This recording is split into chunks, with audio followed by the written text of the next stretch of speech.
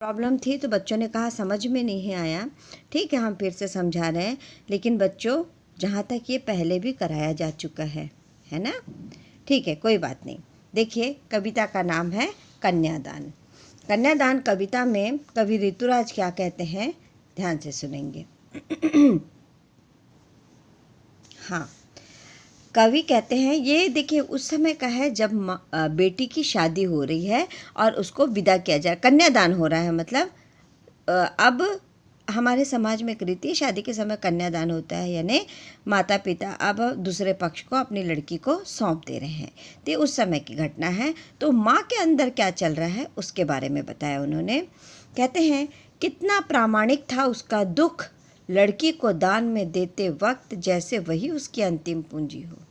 एक माँ के लिए उसकी बेटी ही अंतिम पूंजी होती है, ये बात सच है।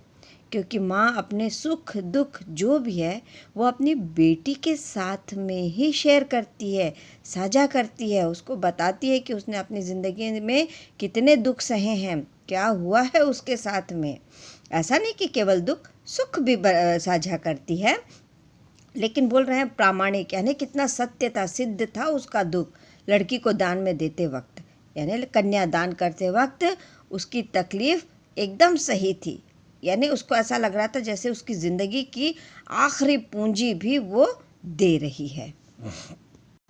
देखिए, कहते हैं, लड़की अभी सयानी नहीं थी, यानी समझदार, अभी इतनी भोली सरल थी, बहुत सीधी थी वो, कि उसे सुख का आभास तो होता था लेकिन दुख बाँचना नहीं आता था। दुख बाँचना यानी पढ़ना। पाठिका थी वह धुंधले प्रकाश की, कुछ तुकों और कुछ लयबद्ध पंक्तियों की। बोलती हैं, कवि बोलते हैं, लड़की सयानी नहीं थी, समझदार नहीं थी, बहुत ही सीधी सादी थी। उसको ये तो पता था कि नए रिश्ते बनेंगे, बहुत खुशी मिलती है, बड़ा अच्छा लगता है शादी के बाद। उसको ये सब मालूम था, ये सुख का आभास था, लेकिन उसको ये नहीं पता था कि दुख भी आते हैं और बहुत खतरनाक होते हैं वो। उसने केवल सुख को ही जाना था, दुख के बारे में उसे कुछ भी एहसास नहीं था। लेकिन ये चीज़ तो माँ को पता थी, क्योंकि माँ जब नई नई बहू बन के आई थी तो उसे पता था माँ को कि क्या होता है विवाह के बाद, सुख मिलता है तो किस तरह से दुखों का भी सामना करना पड़ता है। तो हर माँ अपनी बेटी को समझाती है कि रिश्तों की कदर करना, सबको सम्मान देना, घर गृहस्थी को संभालना अच्छे से, पति जो बोले वो कहना मानना, घर वाले जो बोले वो कहना मानना। ये सारी बातें एक माँ अपनी बेटी को समझाती है, ये माँ भी समझा रही है। लेकिन इस माँ ने दुखों को झेला है तो इस माँ के समझाने का तरीका और भी कुछ अलग है। देखिए क्या कहती है वो। माँ ने बेटी से क्या कहा, देखिए, पानी में झांक कर, माँ ने कहा, पानी में झांक कर अपने चेहरे पर मत रीझना। आग रोटियां सेकने के लिए है, जलने के लिए नहीं। वस्त्र और आभूषण शाब्दिक भ्रमों की तरह बंधन है स्त्री जीवन के।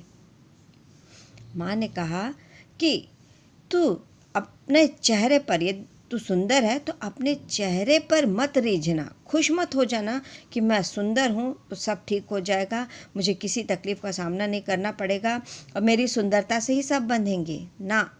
हम इसको इसी तरह समझेंगे। और माँ बोलती है, आग रोटियां सेकने के लिए, यदि हमने आग जलाई है तो उसमें खाना बनाना, रोटियां सेकना, तुझ पे जलने के लिए नहीं। कहने का मतलब ये है कि अधिकतर हम सुनते हैं ना, दहेज के लोभियों ने बहू को जलाकर मार दिया, अत्याचार किया, कभी बहू ने ही खुद को जला लिया। तो वही वो समझा रही हैं कि आग रोटियां सेकने के लिए है, जलने के लिए नहीं है। अपने ऊपर अत्याचार नहीं होने देना। वस्त्र और आभूषण, ये भी एक स्त्री को बंधन में बांधने के तरीके हैं। नए नए आभूषण मिलते हैं, वस्त्र मिलते हैं तो स्त्री खुश हो जाती है, लड़की खुश हो जाती है, और जहाँ से मिलते हैं उन लोगों के जाल में फंस जाती है, उसे वही लोग अच्छे लगने लगते हैं। इन सारी चीज़ों में बांध कर फिर उस पर अत्याचार किया जाता है। हम इतनी दूर नहीं जाते, हम एक साधारण एग्जाम्पल से, कभी कभी हमारी दोस्ती इतनी अच्छी रहती है, दो दोस्तों में दोस्ती इतनी अच्छी रहती है कि एक गलत भी बोले ना तो दूसरा फिर विरोध नहीं कर पाता, क्योंकि दोस्ती अच्छी है। इसी तरह यहाँ पे बोल रहे हैं, कि इन सारी चीज़ों में बंधना मत, ये बांध देंगे इन सारी चीज़ों में और फिर अत्याचार करेंगे।